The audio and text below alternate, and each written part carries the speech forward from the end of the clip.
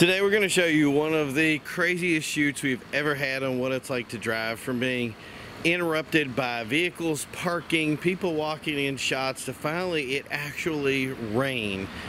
But we got it all put together. So today we're going to show you what it's like to drive old school luxury. 1, 2, 3.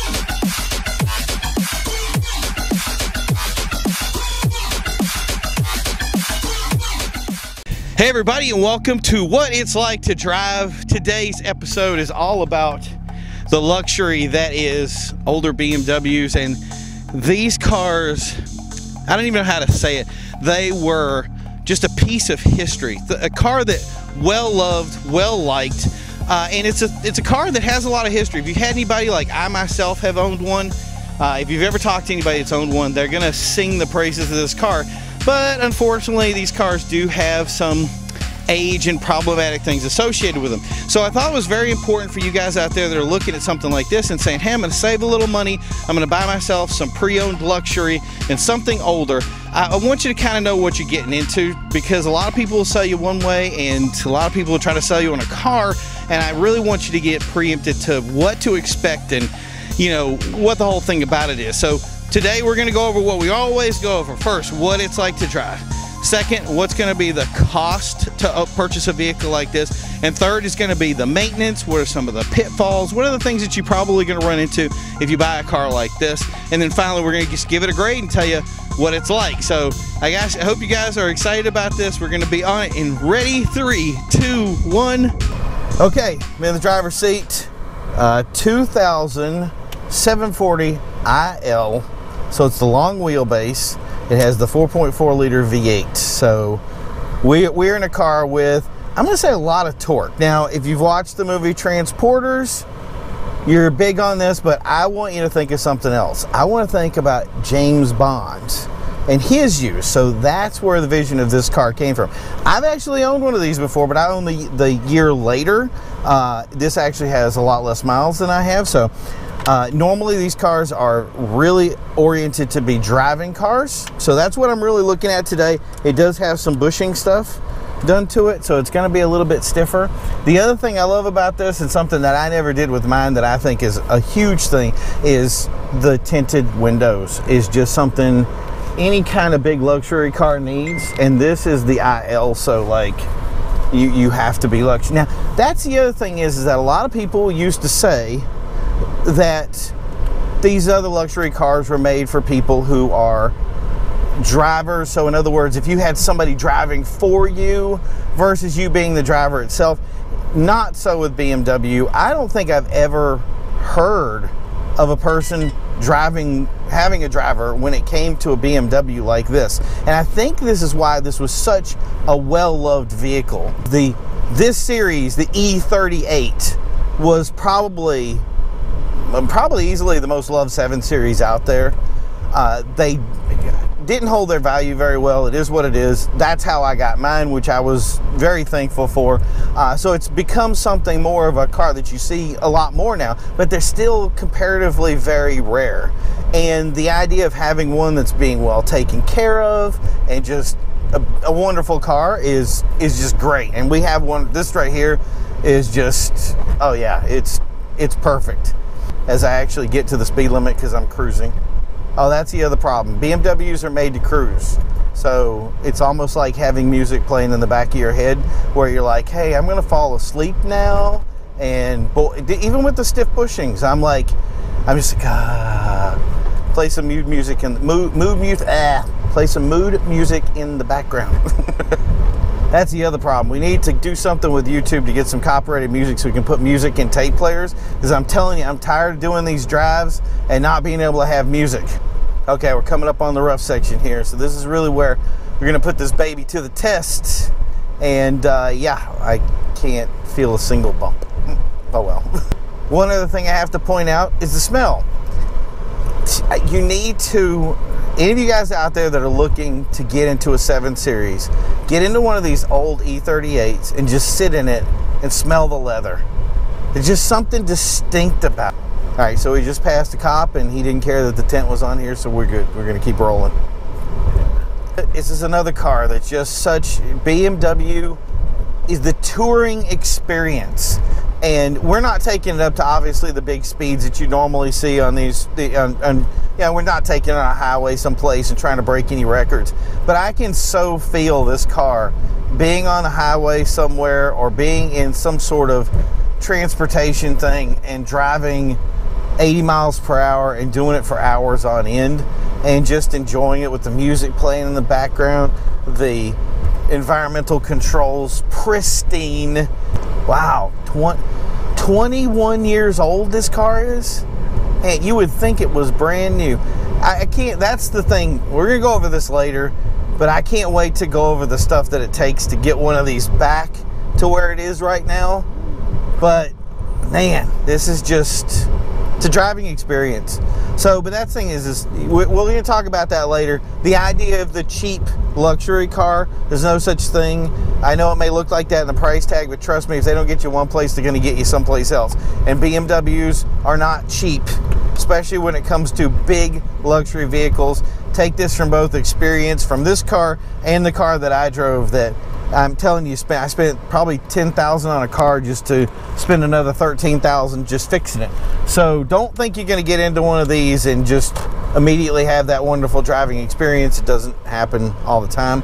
But yeah, so we're going to go over that later. But for now, I'm just enjoying the whole thing, and it's a great ride. So we're ready to review it right now. Crazy enough, any good ride that feels like it was 3 seconds long is a good ride. So, and this thing just aced it.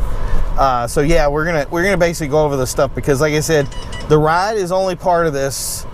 We got some bigger problems to address, and we're gonna do that right now. Okay, so what is it like to drive? Oh, it is a dream. There is something specific about the experience when it comes to an E38. It's the smell, it's the driving position, it's the feel of the road on it. This car is supposed to be stiff. I didn't feel any stiffness in it. Now, you got to remember that I'm comparing this to, a bunch of cars that were race cars. I mean, last week we had a Ferrari F430. You know what I mean? We have a lot of cars in here that are going to be hard to compete against this from the standpoint. But that's the thing, is it's all about luxury. It's all about the experience of these cars. It's all about touring, which is huge for this. So that's the thing, is you got to experience. Now, if you're looking for a car that's all about sound, thunderous, whatever, if you're looking to come into the room explosive and just, make waves with everybody, not your car. This car was completely silent interior wise. It drove it was like humming along, and it really wanted to drive. And that's what I like about it, is there was no lag in response. There was no shortcomings, but it's never going to be a track car. It's never going to go out and win a race. It's never going to go out and, impress the neighbors with the sound it makes. I'm sure there's some stuff you could do to this to do that, but it really isn't to the spirit of what this car is. But if you're the kind of person that's looking to relive some experience, like for me it was Midnight Club 2, for some of you it might be the Transporter, for other guys it may be James Bond. This was kind of the James Bond 007 history car right now, and a lot of you 007 guys are really happy that I brought that up, because it's kind of a rare car to see, and it's not really associated with Bond. Usually has the Astons, but man, this car was the car when it came to luxury. So that's really what it is, and that's how it's going to stay. So that's the thing, is it's a good car. It's one that I recommend. Awesome driving experience. So what does it cost to purchase a car like this? This car can go from anywhere from $7,000 to $10,000. Here or there, it's really going to depend on the quality, the type of car. Some are going to be a lot higher. If you're looking for something with really low mileage, sure, you can get something that's really unique, and they're still seen as very much collector cars from the people who know what they are. So that's one of those things of, you really got to be able to watch out what you're looking for. But the other thing is that you want to be careful of what you buy. So cars like this can have hidden rust. They can have different little hidden things. Some people sell these cars just to get out from problems. So the thing is you want to be careful, especially when it comes to big deals, especially anything in the internet, and not just with this car, with any kind of luxury car. If you see something that looks like it's too good to be true, there is a very good chance it is. And you might end up buying something that has problems. And like we were saying in the drive, this could be something where you inherit something that cost more than the car to fix. And I know that sounds crazy, but there are a lot of luxury cars out there that do just that. Okay, so what's it cost to fix, repair, do all that other stuff? Well, when this car was purchased, it was purchased for around $7,000. It took around another $7,000 just to get it to the pristine condition it's in.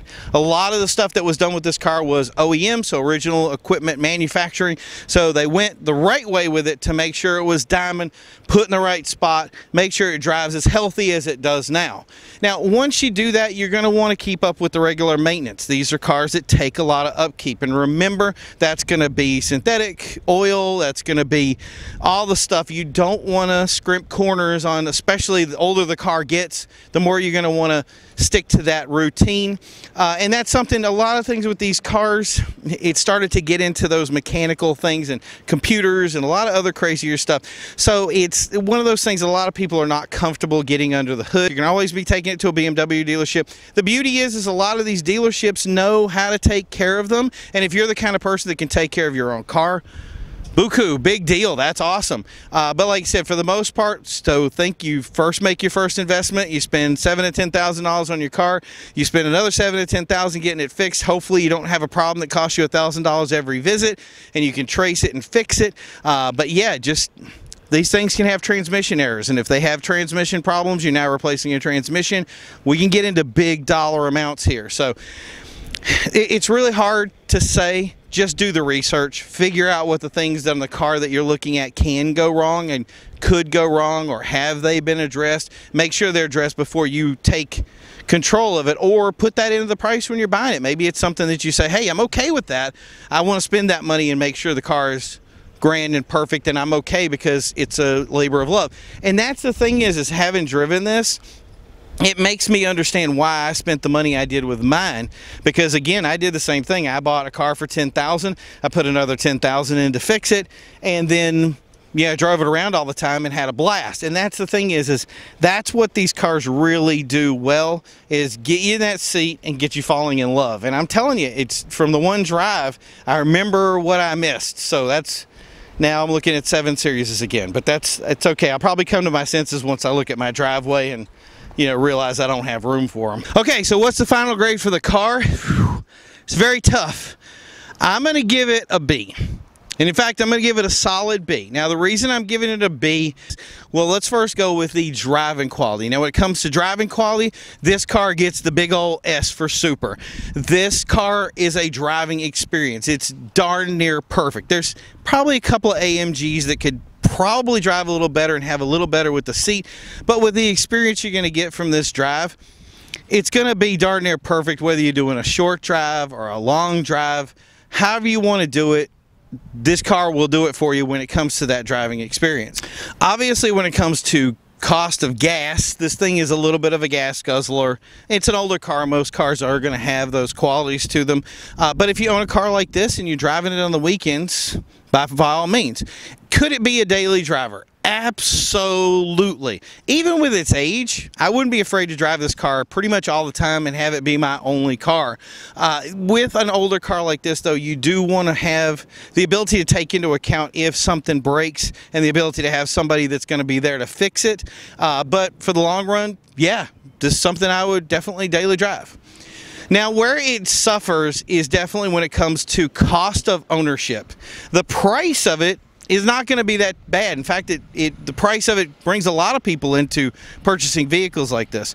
So where this car really does suffer, it's really in maintenance, because the prices for everything that you do with this car is the word expensive. There's nothing cheap for upkeep. It has to take the best oil, a lot of oil.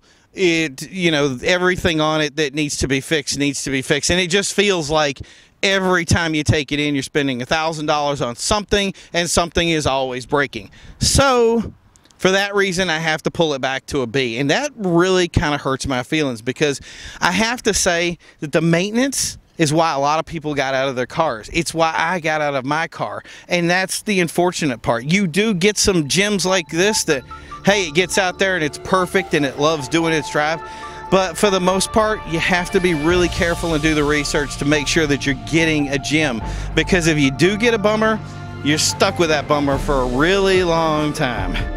So that's been our show today. I want to thank everybody for tuning in. I want to thank this awesome 7 Series for giving me a little bit of a nostalgic drive on the road.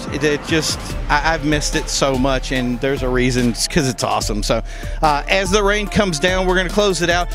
You guys check out these links below because you want to make sure that you don't miss anything in the future. You can follow this as well, and we're going to continue to look for a car. We're going to look for something better, something cooler, something that just you've never seen before, and then we're going to show you what it's like to drive.